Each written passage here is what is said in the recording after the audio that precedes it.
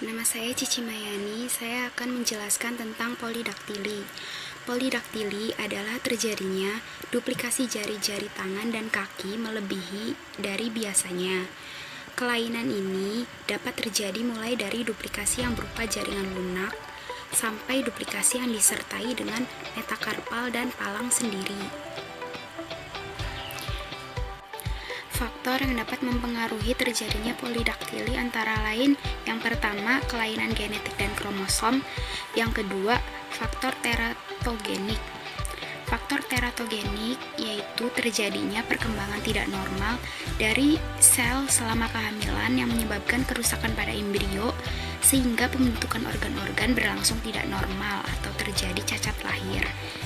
Faktor teratogenik ini ada 3. Yang pertama, faktor teratogenik fisik, kimia, dan biologis. Untuk pengobatannya, polidaktili adalah kondisi kelainan bawaan yang biasanya ditangani dalam kurun waktu 2 tahun pertama pada usia bayi. Pengobatan untuk polidaktili dilakukan dengan operasi, tetapi disesuaikan kembali dengan jenisnya. Penanganan kelainan lahir ini dengan cepat dan tepat akan membantu si kecil menggunakan fungsi tangan dan kaki yang bermasalah untuk mendukung tumbuh kembang bayi. Pertumbuhan dan perkembangan ini meliputi kemampuan motorik halus dan motorik kasar bayi. Untuk yang selanjutnya yaitu CDH. CDH itu yaitu hernia diafragma kongenital. Hernia diafragma kongenital ini terjadi karena diafragma, otot yang memisahkan dada dari perut, gagal menutup selama perkembangan prenatal. Pembukaan ini memungkinkan isi perut, usus, atau hati untuk bermigrasi ke dada. Berdampak pada tumbuhan perkecambahan paru-paru. Paru-paru juga akan mengecil dari yang diharapkan dan akan memiliki pembuluh darah yang kurang berkembang. Hal ini menyebabkan tekanan darah tinggi di paru-paru. CDH sendiri merupakan salah satu kelainan kongenital mayor yang paling umum. Terjadi pada 1 dari setiap 2.500 atau 3.000 kelahiran hidup. Nah, CDH sendiri ini dapat terjadi di sisi kiri atau kanan, atau jarang di sisi kedua sisinya itu. Bayi yang baru lahir yang terkena CDH akan membutuhkan perawatan segera saat persalinan, jadi diagnosis dini dan akurat yang sangat penting. Nah, untuk yang selanjutnya, penyebab dari CDH. Apa sih penyebab dari CDH itu? Penyebab yang dari CDH itu tidak diketahui. Biasanya CDH itu adalah temuan yang terisolasi meskipun dapat terjadi bersamaan dengan penyakit jantung ataupun kelainan genetik yang dapat menyebabkan komplikasi tambahan. CHOP atau CHOP terlibat dalam proyek penelitian aktif yang berusaha untuk lebih memahami asosiasi dan penyebab CDH. Penelitian genetika ini juga menggunakan teknik inovatif untuk menemukan potensi etiologi genetik yang mendasari CDH. Mengidentifikasi penyebab genetik CDH akan memungkinkan dokter kami atau dokter di Indonesia untuk mengelola dan menasihati keluarga dengan anak yang terkena dengan lebih baik. Lalu ada beberapa tanda dan gejala dari CDH itu sendiri. Biasanya ditemukan selama USG prenatal rutin. Sonografer mungkin memperhatikan perut, usus, atau hati di dada bayi, di mana paru-paru seharusnya berada di jantung, dan jantung bayi itu juga bisa didorong ke satu sisi oleh organ ekstra di dada. Lalu pengobatan. Pengobatan dari CDH itu sendiri, langkah pertama dalam pelaksanaannya itu adalah penempatan tabung arogastrik dan mengamankan jalan napas. Idealnya, bayi tidak akan pernah menarik napas untuk menghindari udara masuk ke dalam usus dan menekan paru-paru dan jantung. Bayi kemudian akan segera ditempatkan pada ventilator. Oksigenisasi membran ekstrakorporeal telah digunakan sebagai bagian dari strategi pengobatan di beberapa rumah sakit.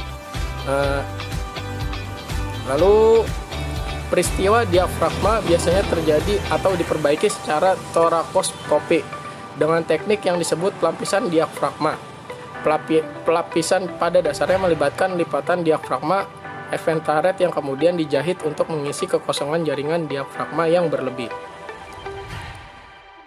Kelainan perkembangan embrio yang ketiga itu ada fenilketonuria, yang mana adalah penyakit bawaan lahir akibat kelainan genetika. Lebih tepatnya adalah kelainan genetika langka yang mengakibatkan asam amino atau yang disebut fenilalanin ini menumpuk dalam tubuh.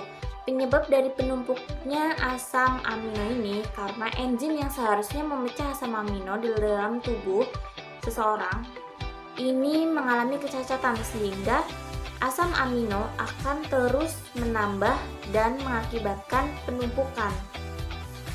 Ciri-ciri fenilketonuria ini adalah orang itu mengalami kejang, tremor atau gemeteran, bau yang tidak sedap baik itu urin, kulit maupun rambut. Kemudian timbulnya ruang pada kulit atau yang disebut dengan eksim. Pengobatannya ini hendaknya seorang ibu ini berkonsultasi kepada dokter mengenai asupan ASI, formula susu yang akan diberikan pada bayinya karena penderita fenilketonuria ini harusnya menghindari protein seperti susu, ikan, daging, dan lain sebagainya yang mengandung protein. Dan pengobatan lainnya adalah pemberian suplemen asam amino sesuai petunjuk dokter. Perkenalkan, nama saya Izwana Fajriantun. Selanjutnya yaitu penyakit Harlequin ichthyosis, merupakan penyakit kulit parah yang disebabkan oleh mutasi genetik. Kondisi ini cukup langka, hanya 1 berbanding 500.000 kelahiran, yang disebabkan oleh gen ABCA12, berfungsi untuk proses pembentukan protein yang berperan dalam perkembangan sel-sel kulit mati.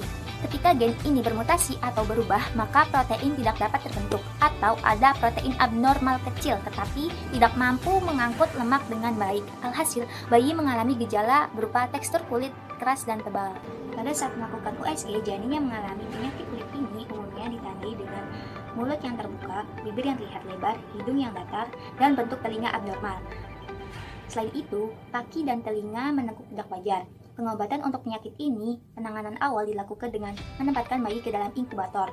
Suhu di dalam inkubator harus dijaga agar tingkat kelembaban tinggi. Pemberian obat retinoid untuk mencegah kulit pecah-pecah. Kemudian mengoleskan pelembab pada bayi sehabis mandi. Kemudian pemberian obat anti nyeri. Namun belum ada yang benar-benar bisa menyembuhkan penyakit ini. Di sini saya akan menjelaskan sedikit tentang sindrom Cri-du-Chat yang disebut juga sindrom kucing. Adalah penyakit langka yang disebabkan oleh kelainan genetik. Bayi yang terlahir dengan sindrom Cri-du-Chat mengalami kehilangan kromosom nomor 5 di tubuhnya. Ini menyebabkan bayi mengalami gangguan pada tenggorokan pita suara sehingga suara tangisan akan melengkung dan nada tinggi menyerupai suara kucing. Pengobatan terjadi. Penghapusan ini tidak diketahui, tetapi pada sebagian besar harus diperkirakan penyebabnya adalah hilangnya satu keping kromosom 5 pada saat pembentukan sel telur dan sperma. Pengobatan belum ada untuk sindrom tangisan kucing. Pengobatan dilakukan terhadap penyakit medis seperti pernapasan, pencernaan, penyakit jantung yang dialami oleh si penderita. Hipotiroid. Apa itu hipotiroid? Hipotiroid terjadi ketika kelenjar tiroid tidak dapat memproduksi hormon tiroid dalam jumlah yang cukup. Penyakit ini bisa menyerang siapa saja, mulai dari bayi hingga lansia. Akan tetapi, hipotiroid lebih banyak dialami oleh wanita berusia di atas 60 tahun. Kelenjar tiroid adalah kelenjar terbentuk seperti kupu-kupu yang terletak di bagian depan leher. Kelenjar ini berfungsi memproduksi hormon tiroid yang bermanfaat untuk mengatur metabolisme tubuh, menjaga suhu tubuh tetap hangat, serta menunjang kinerja organ-organ tubuh seperti otak, jantung, dan otot. Gejala hipotiroid pada anak, remaja, dan dewasa. Gejala hipotiroid pada anak umumnya sama. Yang pertama, sering merasa mudah lelah, detak jantung melemah atau lebih pelan, sembelit, sensitif terhadap suhu dingin, berat badan naik, kolesterol dalam darah naik, wajah bengkak, nyeri otot atau nyeri sendi, susah tidur, dan berkonsentrasi.